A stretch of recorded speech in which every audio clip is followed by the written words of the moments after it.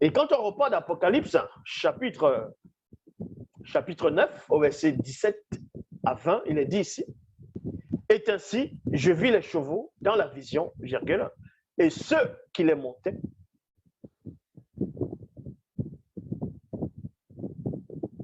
ayant des cuirasses couleur de feu et de soufre. Les têtes, c'est-à-dire les têtes des chevaux, étaient comme des têtes de lion. Et leur bouche, et de leur bouche plutôt, sortait du feu et de la fumée et du soufre. » Donc, avant que la Tissabé ici, que eux vont appeler Jean-Johanna, va assister au mystère des fléaux par rapport à Apocalypse 15, des 7 anges, des derniers fléaux, il va d'abord voir l'auteur des fléaux. Est-ce que vous comprenez? Il va voir l'auteur des fléaux ici. Et pour vous montrer que à chaque époque, il y a un nombre de fléaux qui existent. Et la Kisabé poursuit ici, à leur tête était Mundima Mikokisedi. À leur tête, à la tête de qui? De ces chevaux-là. Il y avait, c'était les chevaux, il a vu ça dans une vision, les chevaux de feu, ainsi de suite, qui avaient une très grande puissance pour exercer aussi un châtiment, envoyer des fléaux. Et on vous dit ici qu'à leur tête, c'était Mundima Mikokisedi. Et dans le verset 20, le tiers des hommes fut tué par ces 3 fléaux. Par ces 3 fléaux, virgule, par le feu, par la fumée et par le soufre qui sortait de leur bouche. Donc, il y a le fléau qui va représenter le feu, il y a qui va représenter la fumée, il y a qui va représenter le souffle. Mais derrière ce que l'Akisabé est en train de voir, il y a des entités derrière qui exercent le châtiment. Et les fléaux sont toujours en train d'être déversés jusqu'à cette époque, actuellement, où nous sommes en train où vous êtes en train de voir actuellement, pendant le live, il y a des fléaux qui se déversent. Quand il y a peut-être des tsunamis, des tremblements de terre, ainsi de suite, ça fait partie des fléaux. Quand on vous parle des catastrophes naturelles, vous pensez que c'est quoi? Vous pensez que c'est le hasard? S'il y a les tsunamis, le tsunami vient, d'autres vont parler des plaques tectoniques qui sont venues. Mais qu'est-ce qui cause cela, les plaques tectoniques? Vous allez comprendre que depuis l'instant que Mundima Mikokisedi a sévir, il est toujours en train de sévir. Sa colère, ses fléaux sont toujours là. Mais on va déverser certains fléaux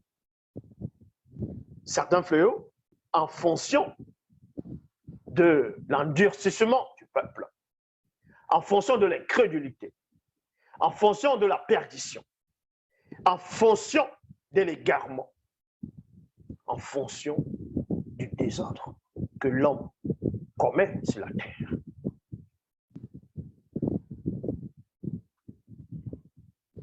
C'est pour ça qu'on vous dit ici, le tiers des hommes fut tué par ces 3 fléaux, par le feu. Le feu maintenant peut représenter quoi? À cette époque ici, ça peut représenter l'arme nucléaire, ça représente les armes de feu, où on tue des gens avec des armes. Il y a, comment ils appellent ça? Oui, comme je dis, une guerre nucléaire. Il y a eu ça. Et on est en plein dedans. Ça fait partie des fléaux. Et les hommes eux-mêmes, ou bien les personnes qui vont l'utiliser, des fois ne comprennent même pas. En tout cas, certains, eux, ils pensent simplement qu'ils veulent dominer, ils veulent être la nation la plus forte, écraser les autres. S'ils ne prennent pas vos gisements, vos richesses, s'ils ne vous dominent pas, forcément, ils vont user de la manière forte. Ils vont envoyer les armes de feu, les armes de guerre, l'arme létale, et ainsi de suite. Mais derrière, c'est aussi des instruments par rapport au fléau que Mundima Mikokisedi déverse par le feu. Pas la fumée et pas le soufre. Là, on va aller dans la phase 2, la colère. Mais comprenez ici que pour qu'il y ait des fléaux, il faut d'abord, premièrement, qu'il y ait la colère. Mais l'Akisabé, vu qu'il n'est pas dans le grand temps des choses, il n'est pas dans le secret du Mundima Beko qui se dit, lui va voir premièrement le fléau et ensuite, il va voir la colère. Mais quand on met ça en ordre, c'est la colère et les fléaux après. On va repartir d'Apocalypse chapitre 15, verset 1, il est dit ici. Puis je vis dans l'univers un autre signe grand et admirable. 7 Bamuloloma qui tenaient 7 fléaux. Vous voyez, lui, il va voir d'abord 7 Bamuloloma, dont 7 anges, qui vont tenir 7 fléaux. Ça veut dire que le fait de tenir ces fléaux, il y a déjà une loi qui a été, une décision qui a été prise. Les fléaux vont être versés.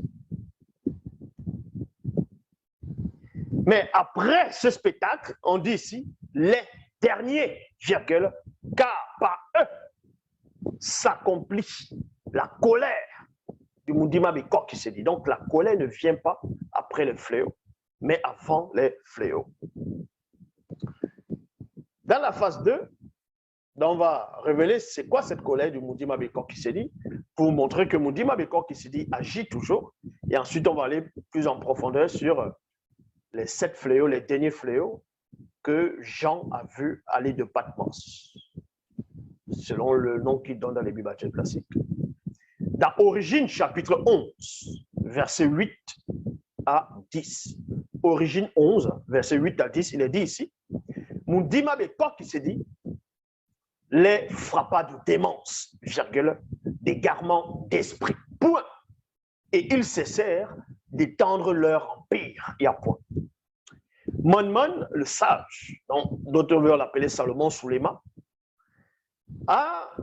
dans son époque du visible, il avait donné une révélation, une parole de connaissance, une parole de sagesse, en disant ceci, qu'il n'y a rien de nouveau. Ce qui a été, c'est ce qui est. Ça veut dire quoi? Mundima Beko qui s'est dit, ne change pas. Il ne change pas. Quand il frappe, il frappe.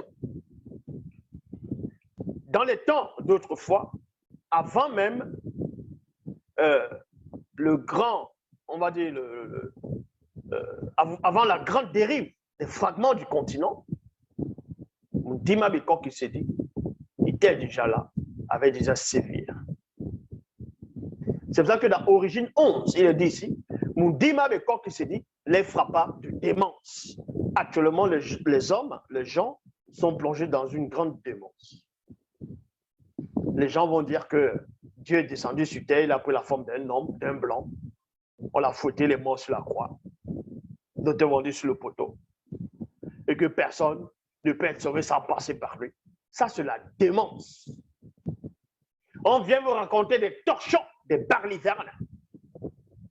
On vient vous dire, ils vont dessiner les soi-disant prophètes des blancs, les anges sont blancs, les apôtres sont blancs, bref.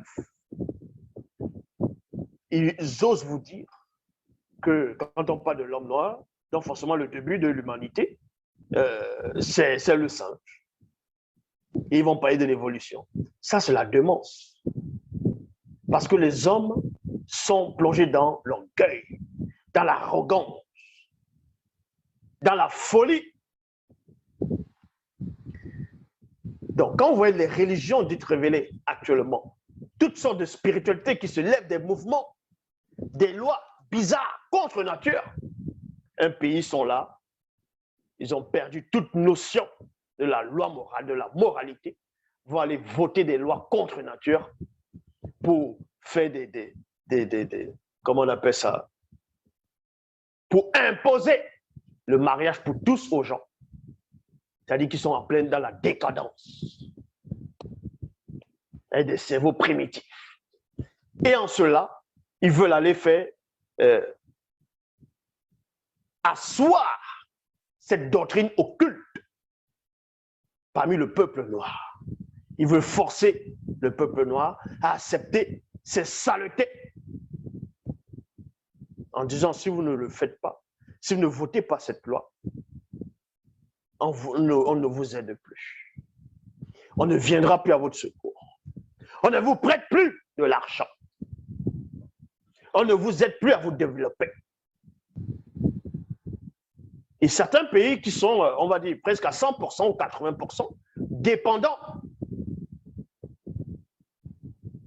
de ces Cro-Magnons vont tout simplement accepter. Et d'autres pays qui dépendent peut-être de 40%, eux, ils peuvent encore résister. C'est pour ça qu'ils disent non, on n'accepte pas vos lois, vos mœurs. Restez avec sa chevaux. Donc, il y a tellement de lois dans le monde, dont on ne va pas tout citer ici.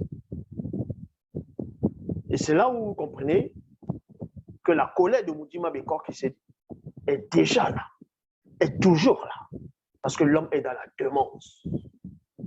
Ils sont dans la demande parce que Moutima Bekor Kisedi a frappé.